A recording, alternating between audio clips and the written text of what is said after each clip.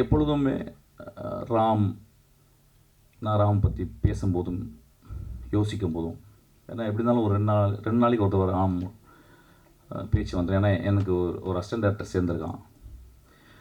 அவன் ஆக்சுவலாக ராம்கிட்ட சேர வேண்டியப்போ என்கிட்ட சேர்ந்துட்டான் போல். ஆக்சுவலாக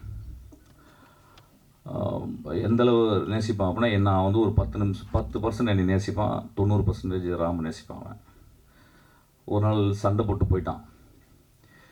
சண்டை போட்டு போனோடனே, ரொம்ப நல்ல பையன், ரொம்ப நல்லா படிக்கிற பையன், ரொம்ப சின்சியரான பையன், உண்மையின் அப்படியே சொல்லாமல் ஒரு ஒரு எம்பாடிமெண்ட் ஆஃப் ட்ரூத் அவன். அப்போ நைட்டு ஒரு 12 மணிக்கு அவன் வந்து நான் மெசேஜ் போட்டேன் அவனுக்கு. டேய், நீ இன்டர்வியூவில் உனக்கு பிடிச்ச டேரக்டர் வந்து ராம்னு சொன்னடா, இப்போ நீ சண்டை போட்டு போயிட்டேன், நாளைக்கு காலையில் நான் ராம்கிட்ட சொல்கிறேன், ராம்கிட்ட போய் ஜாயின் பண்ணிக்கிட்டா அப்படின்னா. நான் ஒரு மெசேஜ் போட்டேன்.